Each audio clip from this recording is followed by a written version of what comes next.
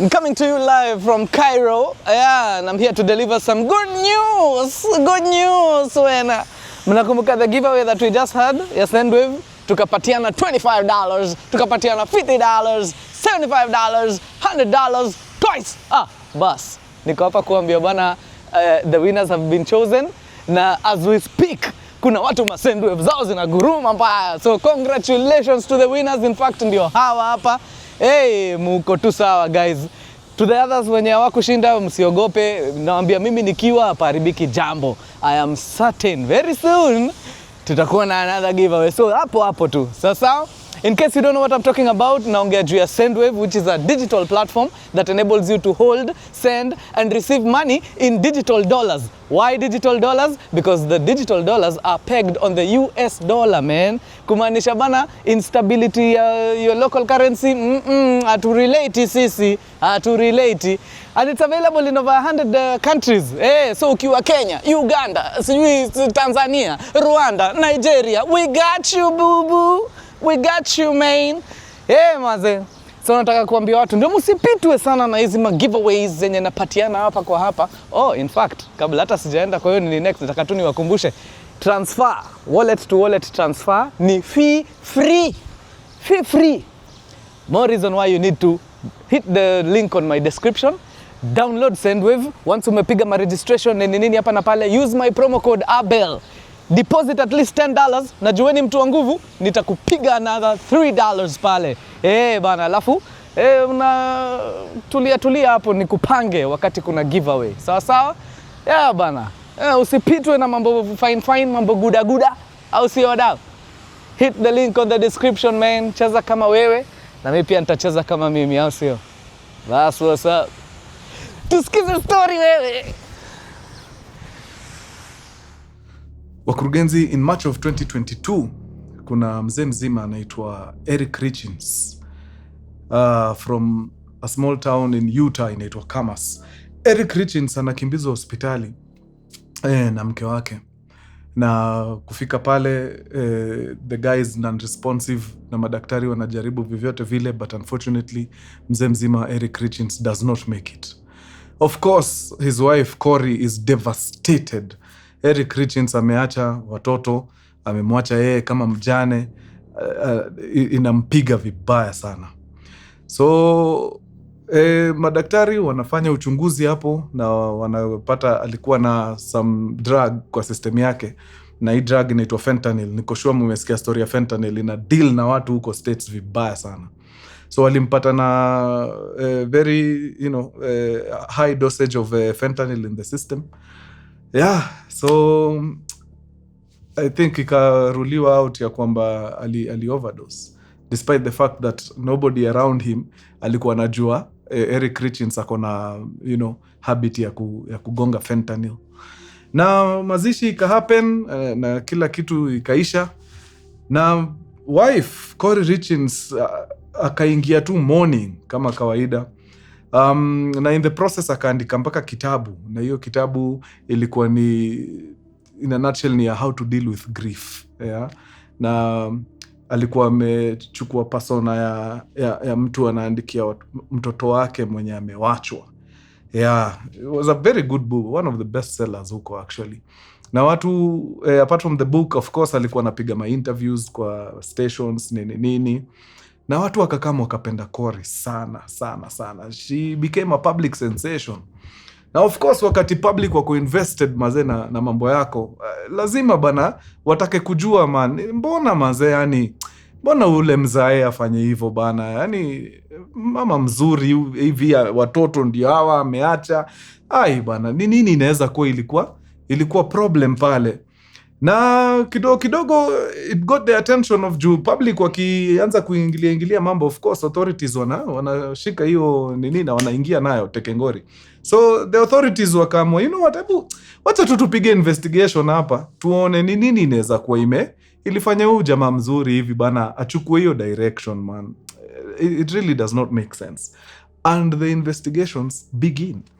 na makarao wanapiga investigations hatari, na anytime unasikia mtu amechukua direction fulani, ameingia mambo ya overdose na nini, the very first people you start looking at ni the people around him. Hao ndio unaanza kuquestion wa kwanza, ndio ujue ni nini inaweza kuwa ilituma mzee jamaa wetu aende hiyo direction mzee. So wakaanza kuquestion wife wake Cory nini. Then as they are questioning Cory, kidogo wanaanza kudiscover ngoja, mbona kuna vitu hapa.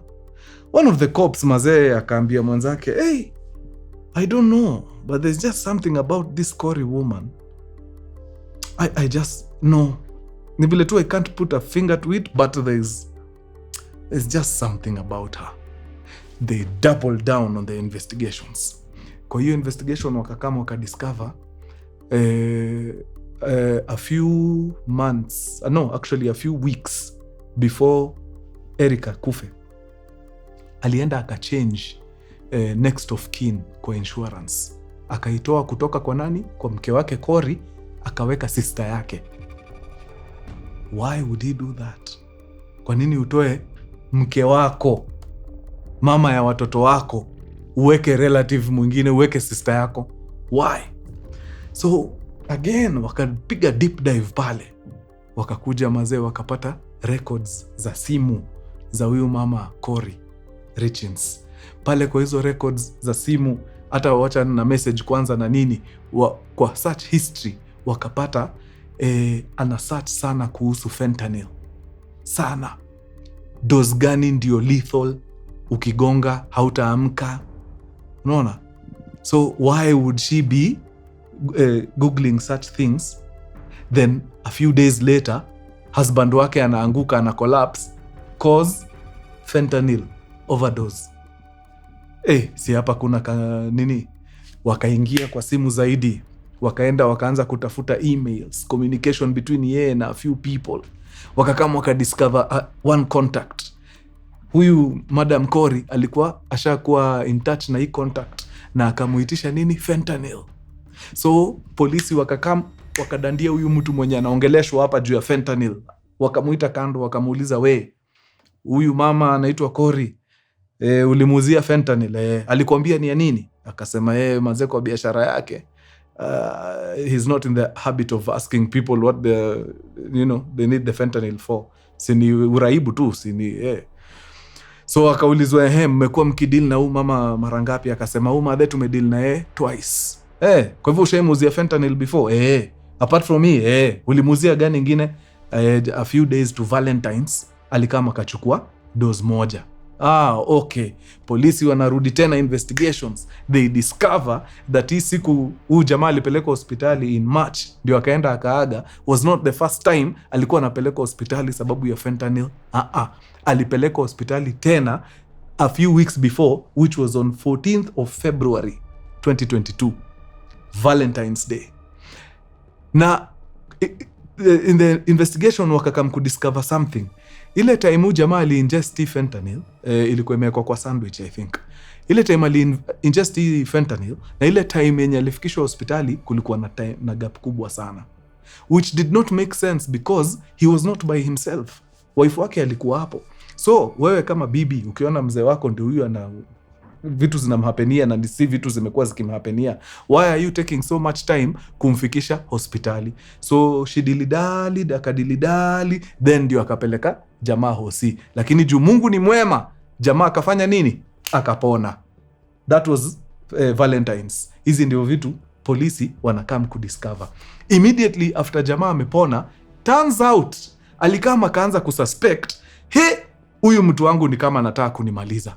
So hiyo ndio ikafanya nini? Ikafanya aende kwa watu wa insurance, akabadilisha jina kutoka kwa wife wake as the next of kin, akaweka nani? Sister yake, because alijua huyu mtu hamtakii mazuri na any moment ata drop dead. He was right. Barely a month later in March akapigwa kanywaji ikiwa na fentanyl ndani, na hivyo ndio mtu wetu akafanya nini? Akazima. So hii yote makarao wanakam ku-unveil after mazee dem amepiga campaign moja hatari sana ya print, TV, radio ya kushow mazee the grieving widow, vile anasaidia watu wa mnyewe wako kwa position kama yake kugrieve nini. Kumbe hii wakati yote she was the actual culprit that killed the husband. Unaweza imagine ile shock iligonga Americans, watu wa Utah, kusikia mazee their darling widow, kumbe ndio the reason why ule mazee apumui. Yeah, so akafunguliwa mashtaka hapo Tekengori na she was found guilty. Number 1, attempted murder.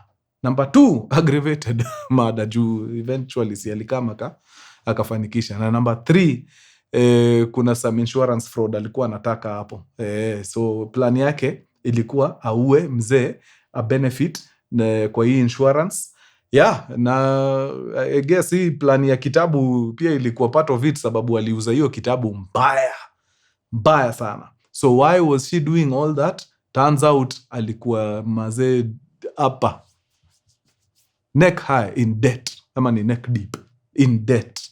So lazima angetafuta design ya kufanya nini? Ya kutafuta maganji ndio aweze kudeal na hii madeni yote yako nayo na kuwe na lifestyle kali, man.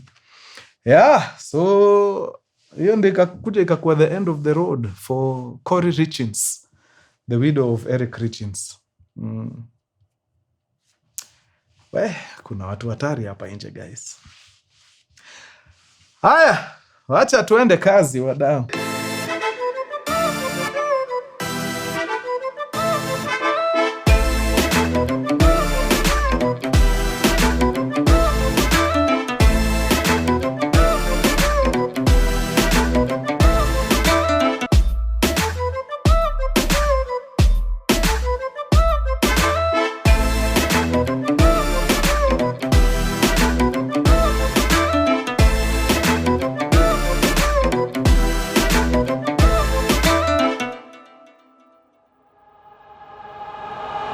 Mkurugenzi, my man. Headline hitters kama K, when you see Mkurugenzi in the building, you just know he's got the juice.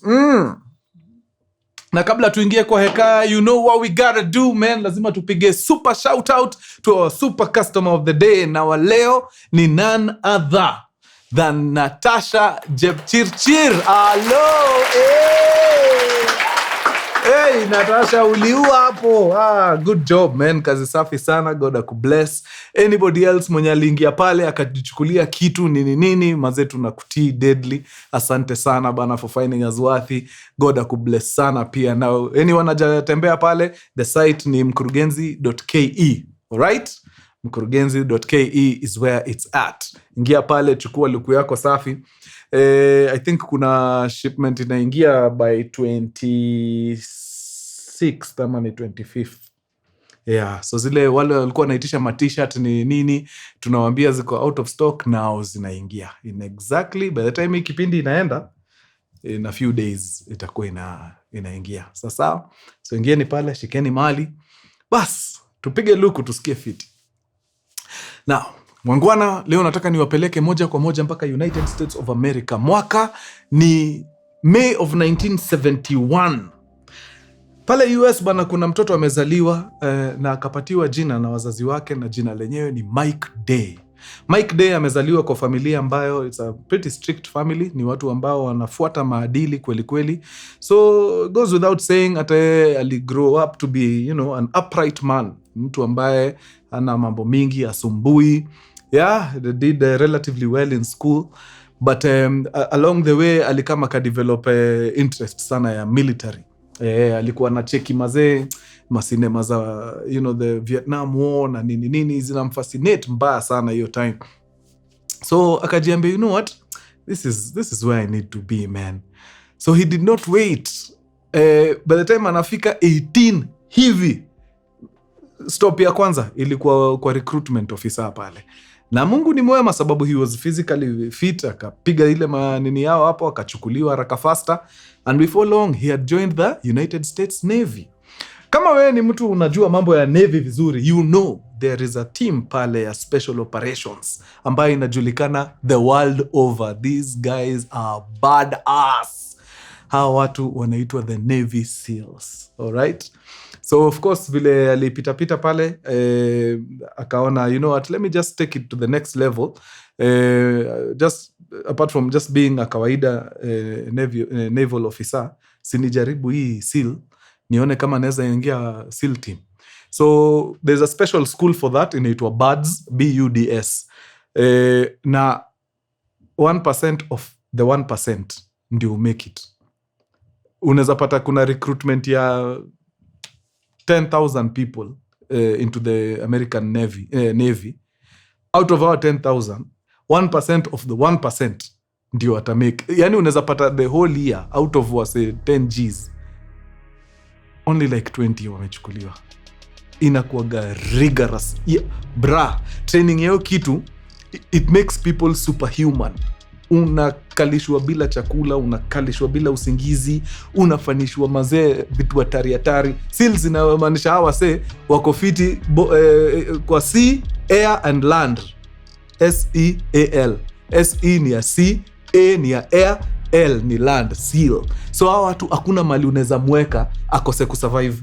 Ni wa deadly. So training yao lazima ikuwe tu ni wagwan, fire. And very few people make it.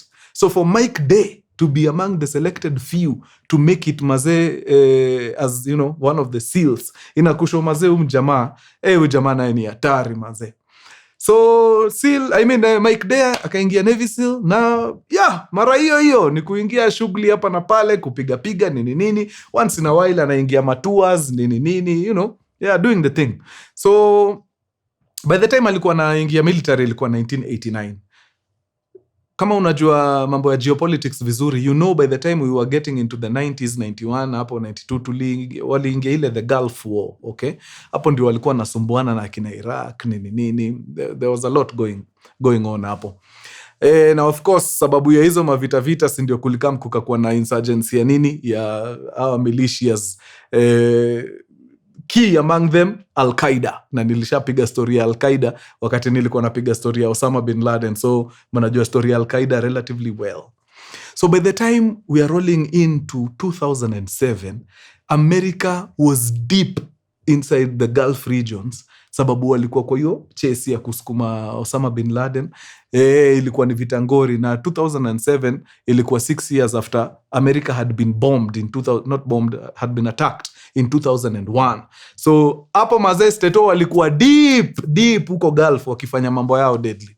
So of course the best of the best walikuwa huko. There was a SEAL team huko, na part of this SEAL team Mike Day was part of the SEAL team guys ambao walikuwa wametumwa wapi? Wametumwa Iraq at that particular time.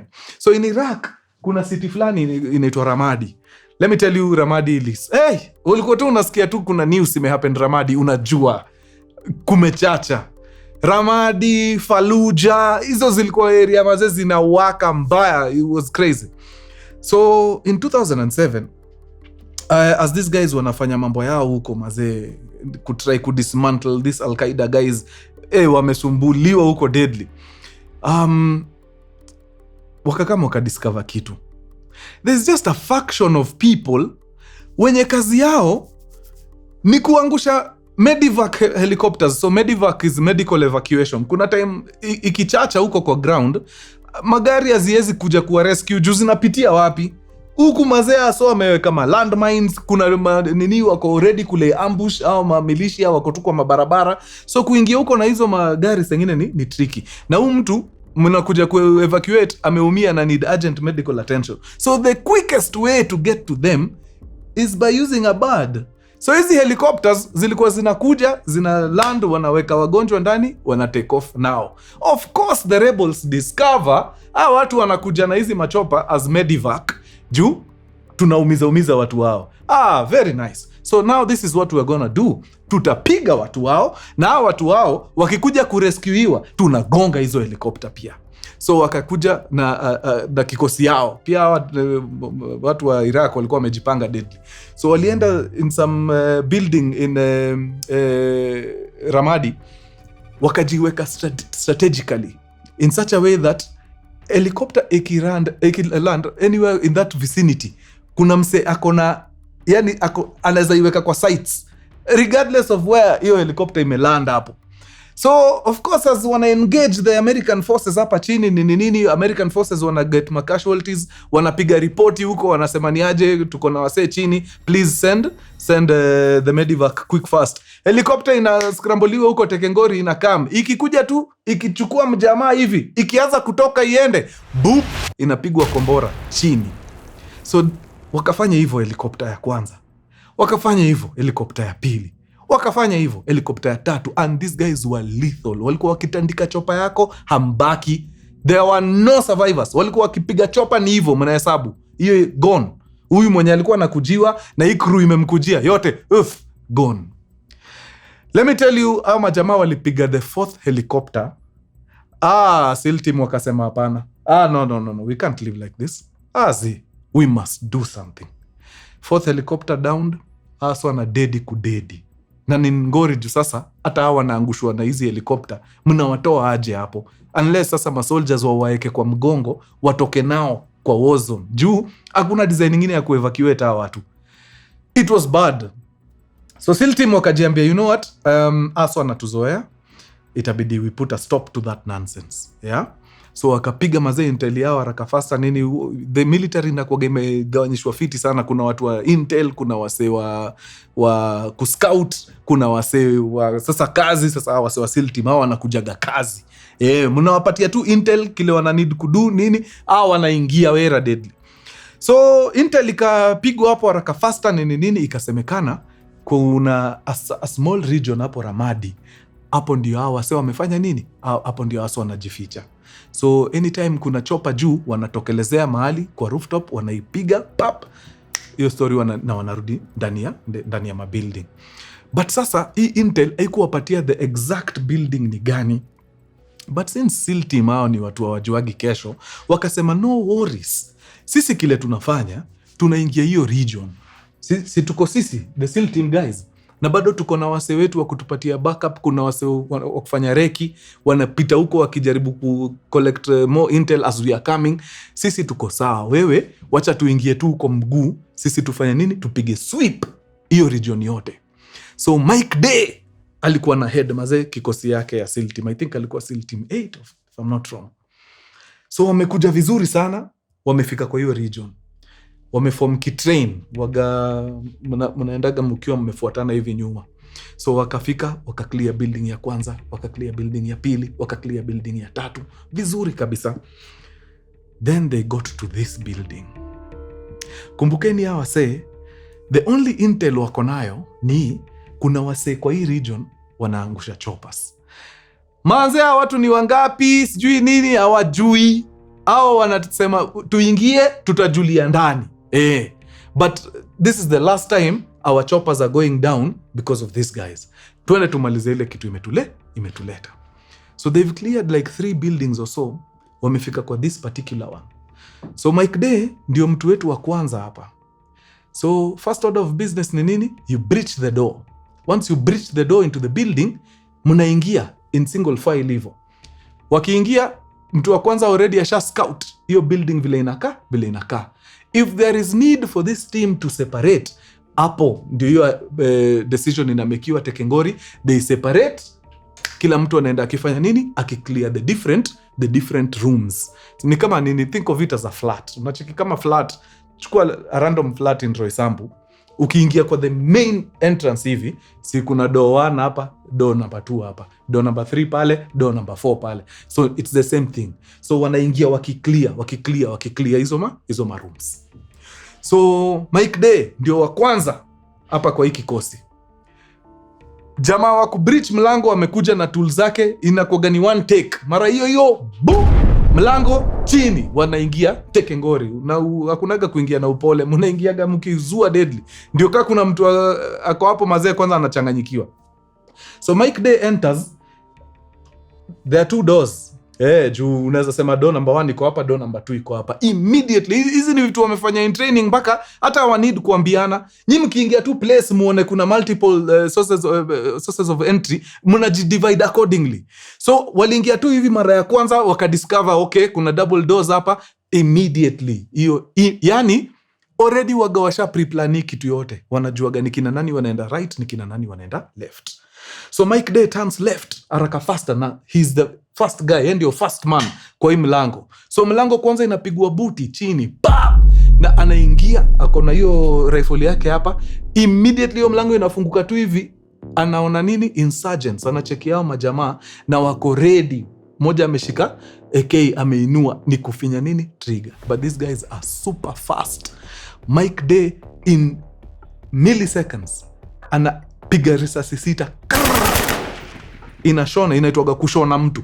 Akashona majamaa hapa, nijue hiyo. Ushaona cherehani ikishona? Inaingiaga hivyo. So ukipiga msee hivi, unakuwa umempiga backstitch, umemshona fiti sana. So akashona majamaa hapa risasi 6. Majamaa chini. My friend, ajui msee wa pili alitokea wapi? Alishtukia tu risasi imelia. Hiyo risasi ilimtandika. I think alikuwa mkono.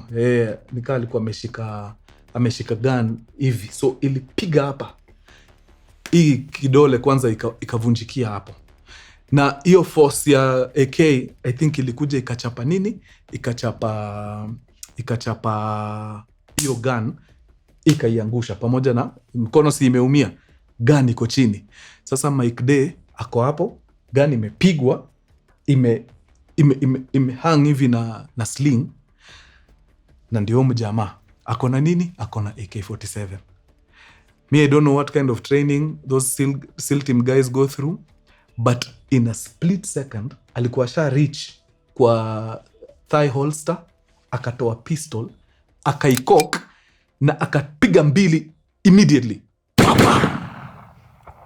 So mjamaa amepigwa hizi mbili, alikuwa anafanya nini? Alikuwa na kam, alikuwa anakuja, but hakuji ati hivi mkono tupu. Ameshika nini? Grenade kwa mkono na ameitoa pin. Okay, so vile Mike Day alisukuma mbili, kakak, of course ilimpata. Watu wajua hakunaga miss. Navy Seals kitu inaitwa miss, hiyo hawajuagi. Ikishatoka hivi, we hesabu hiyo iko ndani.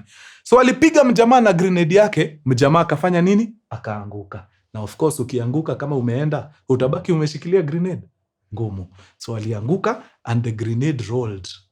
Ikakuja almost towards where Mike was. Let me tell you, hiyo kitu ililipuka. And that was the last thing Mike Day remembers. Akazima immediately. So as Mike Day amezima hapo chini, turns out ule mwenye alipigwa wa kwanza, ule mwenye alishonwa, huyo alidedi wa kwanza. Huyo amepigwa na Mike na pistol, papap, akaanguka na grenade, alikuwa amededi. But kuna wengine wawili walikuwa somewhere nyuma ya ukuta. So vile wamesikia Mike amedunda, wametokea. Now, ama jamaa kutokea hivi, jua hii time yote ni chaos inaendelea. Why?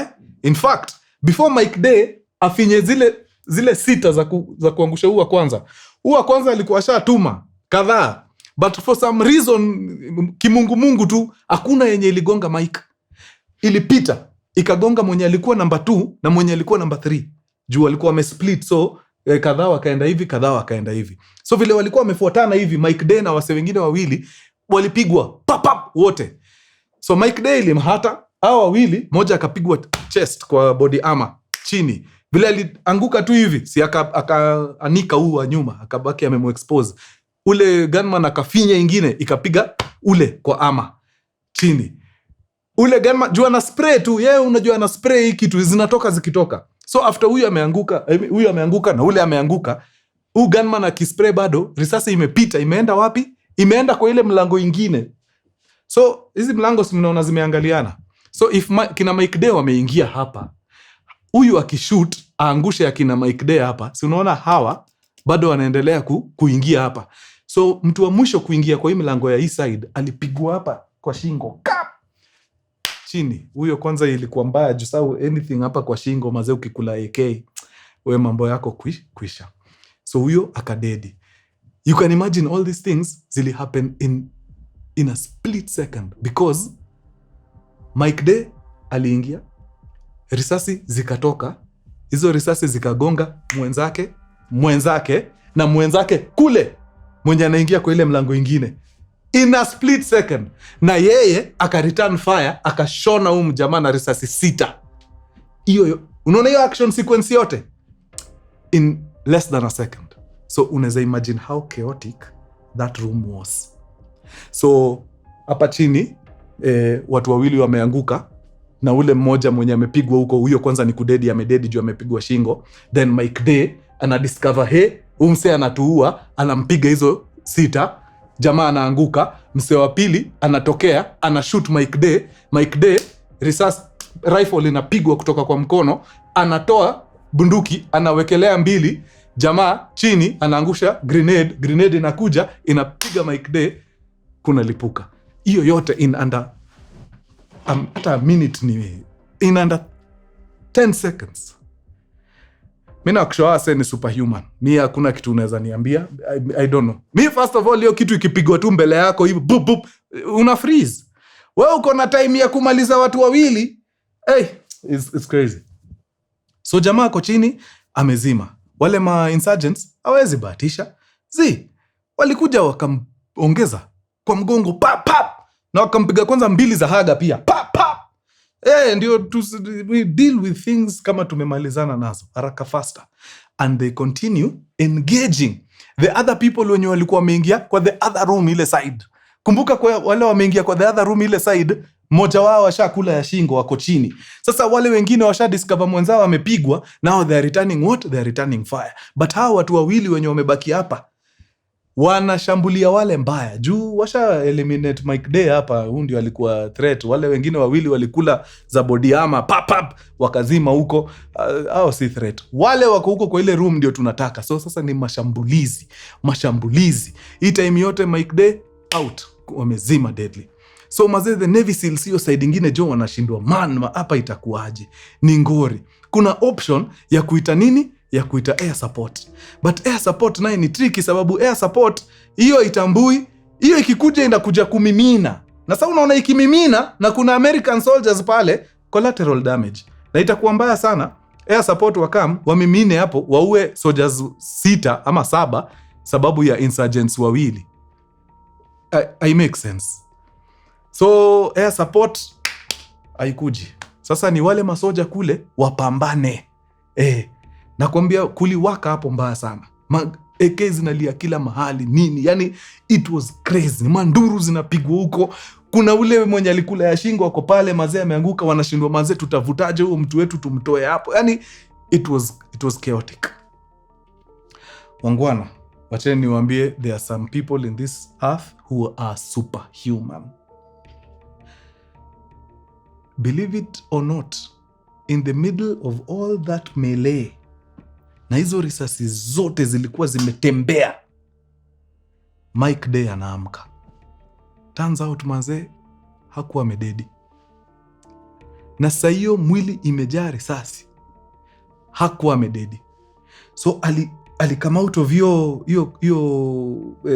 ako mini coma alikuwa ameingia.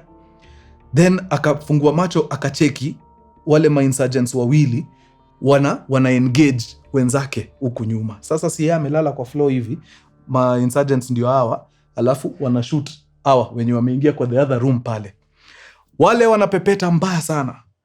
Mike mazee aka move mkono, akashika nini? Rifle. Unakumbuka alipigwa hii mkono. Rifle ika slip kutoka kwa mkono. So vile alikuwa ameanguka, rifle ilianguka hapa kando yake. So move tu mkono, akashika rifle. Na hii yote anaifanya chini ya maji, au watu wana engage wale wasijue ajadedi. Akashika rifle vizuri, akasikia okay ndio hii. So akamove mkono nyuma vizuri. Mpaka wapi? Kale ka cage ka trigger. Unajua pale mali hiyo the trigger housing inakuaga. Akaishika hapo vizuri. In a split second. alikuwa ameinua hiyo rifle, ndio ujue adrenaline ni kitu ingine hatari. Na already ashapiga hesabu sababu alicalculate. In fact, anasema the very first time aliingia kwa room hivi, akashona ule mjamaa. In fact, hakumshona na 6, alimpiga 8.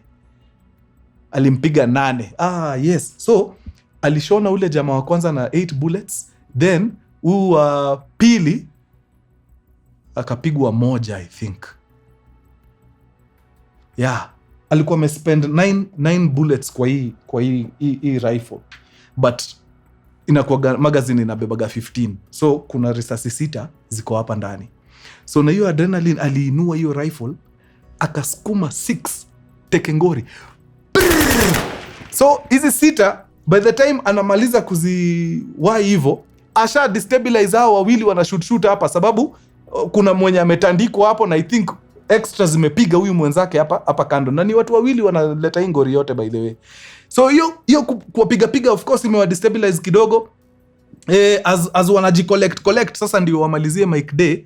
In seconds alikuwa ashaingia pale kwa akang'oa magazine nyingine, aka disengage hii, aka lock hiyo magazine nyingine, akamalizia. Yani saa zingine hizi vitu unasikiaga unafikiria hii si jaba. In seconds alikuwa asha neutralize wasa wengine wawili wenye wanaleta noma hapa.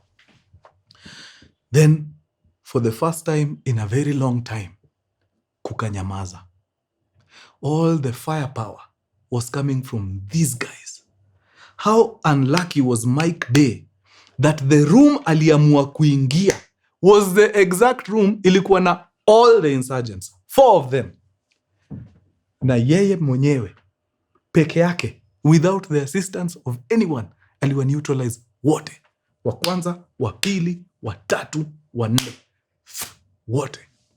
Hii time adrenaline inafanya kazi yake mtu yangu. So amesimama sasa. Si ashaangusha hao wawili walikuwa wanaleta hii ngori yote. So amesimama. Reason amesimama ni juu anakumbuka akiingia alisikia wenzake wakikula risasi hapa. Pup pup. So anajua kuna wase wake wako wounded hapa. So kitu ya kwanza ni kujaribu kushughulikia hawa. So lucky for these guys, ile body armor ilikuwa imefanya nini? Ilikuwa imestop hizo bullets. Both of them. The only unlucky guy was the one alikuwa anaingia the other room huko, mwenye alipigwa kutoka nyuma akakula ya shingo. Huyo ndio alidedi. By this time juu kumenyamaza, ile reki team yenye iko huko mazee ina try kujua okay tuna nini aje, inapiga sweep the entire area. So wakapiga sweep huko, wakaingia kwa other rooms, wakapata kuna wamama wamejishield na watoto hapo nini. Kwanza wakachukua wamama na watoto wakaenda wakawasecure mahali kando. Then wakapiga lap kabisa, wakahakikisha nini yote iko secured. Then ndio sasa wakakam waingie kwa room, ndio waone ile carnage iko hapo, sababu hapo hakuna mtu anaweza kuwa amebaki. Hapo ni hatari. Shock on them when they walk in the room, wanapata Mike Day amesimama. Do you know, Mike hata hakuwa anajua ameumia sana, but the look on the guys faces, wenzake wenye waliingia, ilimshohe ni kama sikai fiti. Kama huyu ni Navy SEAL mwenzangu anashtuka hivi kuniona, basi siko sawa. Imagine Mike Day hata kubebwa na mtu, alitembea mwenyewe peke yake, akasaidia kumove hao masoja wenye walikuwa wamepigwa hapa kwa kifua, akaenda mpaka kwa ule mwenzake mwenye alikula ya shingo, wakaverify amededi, wakaita backup ikakam, wakabeba hao wenye wako wounded na wakafunikia huyu mwenzao mwenye amekula risasi vizuri, na wakamweka wapi? Kwa gari, na wakapiga hiyo gari escort mguu. Wangona hii time yote hata Mike Day mwenyewe bado adrenaline imruhusu yeye kujua the levels of injuries amewai. So immediately wanamtoa hapo, wanahakikisha wamemuingiza kwa ndani, pia wanampiga evacuation hata yeye, wanampeleka kwa kahosi fulani wa military wanapelekagwa hapo Iraq, ndio sasa upigwe ma first aid, ndio ushipiwe sasa upelekwe hosi ya nguvu. So wakiwa pale kwa hospitali, anafika anawiliwa kwa inakaa kama golf cart, anawekwa kwa hiyo golf cart tekengori, anaingizwa mpaka wapi? mpaka kwa sasa kwa kaward kao, na hizi maward zao zinakuwa makeshift. Hizo mahosi si ati ni hosi ni military waga wanakama wanajitengenezea kakitu kao kenye ukiumizwa huko unaweza letwa hapa tukudunge madrip nini tukuweke on painkillers za kukustabilize tu, ndio tukuship tukupeleke kwa hospitali yenye iko around. So from Iraq ile hosi ilikuwa karibu yenye walikuwa naiamini kabisa the allies ilikuwa Germany, so ilikuwa evacuate wase hapo wapeleke Germany. But sasa kijana si lazima ingizwe hapa ndani, kwanza waangalie injuries zinakaaje. Wangwana, Mike Day had been shot a total of 27 times. Out of the 27 bullets, 16 zili miss body armor, zikaingia swish. Only 11 ndio zilisimamishwa na body armor. Only 11. 16 ilikuwa ni kuingia. Mike Day had bullets on his legs, huku kwa thighs, abdomen. He had a bullet in his scrotum. Alikuwa na bullet kwa tumbo, alikuwa na bullet kwa kifua, alikuwa na bullet kwa mgongo, alikuwa na bullets 2 kwa haga. A total of 27 bullets zilitolewa either kwa uniform, kwa body armor ama kwa mwili yake. It was so bad, mpaka the doctors pale walisema hii hatuwezi. We can only stabilize him. Mkimbizeni Germany aende afanyiwe mambo huko. Mazee wanafika huko Germany, mazee wanaambiwa haki ya Mungu, ule Mungu jamaa anaombaga ni Mungu wa maajabu. Among the bullets zenye zilimpiga kwa thigh, moja ili miss the femoral artery by millimeters. Ingepiga tu hiyo artery hivi, ange bleed out. Immediately, kwisha. Magasia wakimpiga zile risasi za mgongo hapa wakati walikuwa nammalizia, one of the bullets iliingia ikapita kwa lung, lakini haiku puncture lung, ili deflect, so ili graze, ili guara lung, so haiku perforate, haiku puncture. Kama inge puncture tu hiyo lung, sini hivyo jamaa wetu angeenda. Hizo vitu zote aliponea. Huku kwa tumbo amepigwa maze, kwa bladder kuna risasi, kwa scrotum kuna risasi, imeseva ile inaitwa vas deferens, ile vein imepita nayo. In fact alikuwa na joke anasema, sasa majamaa wananipiga hapo risasi na mimi nilikuwa nishaenda vasectomy kitambo, hata mbona nilitupa hiyo pesa, si ningengoja tu awase. Oh my, these Navy SEALs. So after Germany akashipiwa to the United States. Hizi surgeries hazikuisha. Unapiga hizo surgeries for like a whole year. Unarudingi tu. Alikuwa mpaka na ile colostomy bag juu ilikuwa mbaya. For 1 year, from year 2007, for 1 year kuna kitu Mike Day angefanya. Ilikuwa tu ni in and out of hospitals, therapy, manze, hata tu kuinua mkono hivi ilikuwa ndio juu adrenaline ni kitu ya maajabu.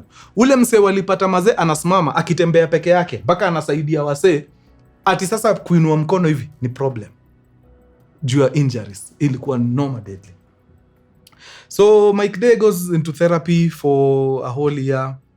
Anaanza kupona nini, but kuna kuogana scars of war. Literal scars na zile scars zenye mtu haoni. A good chunk of vets au veterans wakishatoka kwa hizo maeria hapa uwaga inawalemea mbaya. Kuna kitu inaitwa post traumatic stress disorder, PTSD. Hiyo kitu uwaga inawamaliza mbaya. Ina collab na vitu zinaitwa survivor's guilt. Juu umeingia huko na morio wako. And the thing about the Navy SEALs, it's a band of brothers. Say anakutrust kuliko vile anatrust mama yake. Juu ile tu nonsense mume go through pamoja. Yani unaweza kufa juu ya mtu. Alafu mazee usikie mumeenda na yeye vita, alafu yeye amebaki. Wewe mazee umetoka ukiwa hai, yeye alibaki jo. Hiyo survivor's guilt inawamalizaga deadly. Na hiyo PTSD, ukikaa kidogo usikie hata sahani imeanguka jikoni unachizi. Juu hizo kelele zinakufa. It was insane. So akakaa makadiscover, kumbe hii kitu ina affectigi wase hivi. Unajua watu huendaga war, wanarudi, wanakuwa tu integrated back into the society. Then tunaanza kushanga mbona umse ana act weird. kumbe ni PTSD inammaliza na hatujui. So akaanza kukua mazee an advocate of hiyo story yote ya mental health for veterans, na akachampion hiyo kitu mbaya mazee, akaongelesha mpaka gava, akawasho jo mazee, kuna watu tuna jo wase tusiwa ignore, hasa wamekuwa through a lot. Na hata kuishi tu katikati ya watu na ni mtu ametoka kwa area kama hizi, I don't think we are helping them as much. Lazima tuwapeleke polepole, matherapy, nini. Na mpaka akaandika kitabu, I think ilikuwa inaitwa Perfectly Wounded. Ina show tu time yake during the war, na even after the war, vile amekuwa kistruggle na mental health, nini. Then 3 years after Fallujah, after Ramadi, 2010, alikuwa Ramadi 2007. So 2010, Mike Day akaretire. It was too much. Unatrai kuweka kichwa kazini, lakini hiyo the same kichwa bado inakusumbua, unakumbuka it was crazy. So he retired. Bado akaendelea kuadvocate for ma veterans nini. But even as much as he was really trying to fight for these guys, ye mwenyewe he was losing that battle. So 3 years after retirement in 2013, on one fine afternoon in March, alikaa tu chini juu akajiuliza, sasa hii life ni nini ingine iko hapa? Hakuna peace.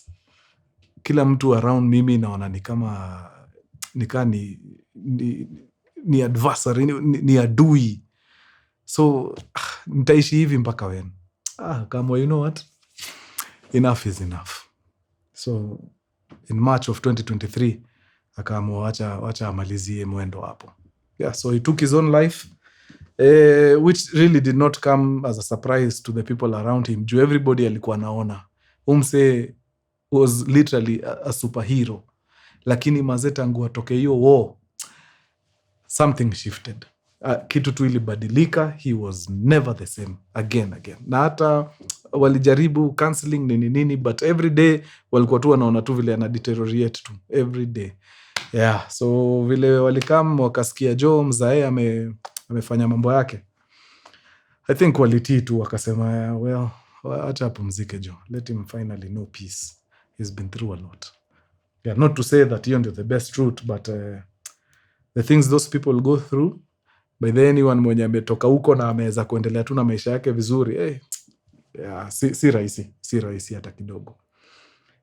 So hapo ndio Americans wakapoteza Mike Day some 3 years ago. Actually this month wana mark 3 years tangu waende. Aliishia March 6th if I'm not wrong. Manze, ili ni fascinate sana hii story kuona yani the power we have as human beings, but si ujilimit deadly. Saa zingine ukisukumwa kwa kona you can do wonders.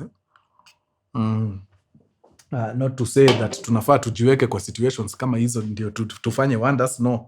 Hiyo maisha ya Navy SEAL sio wacha. Actually the way the world is progressing, naona hizo vitu zikiisha. The future of war is changing. Sasa si hizo enzi za binadamu kuanza kuingia kwa marooms za watu huko na mabunduki, hiyo imeisha. Sasa kama nyinyi amuko kwa drone warfare ama amja automate mashini zenu, fighter jet zenu zinategemea binadamu, you are in problems. Sasa fighter jets zinasukumwa na watoto wa 19 years wakiwa kwa room.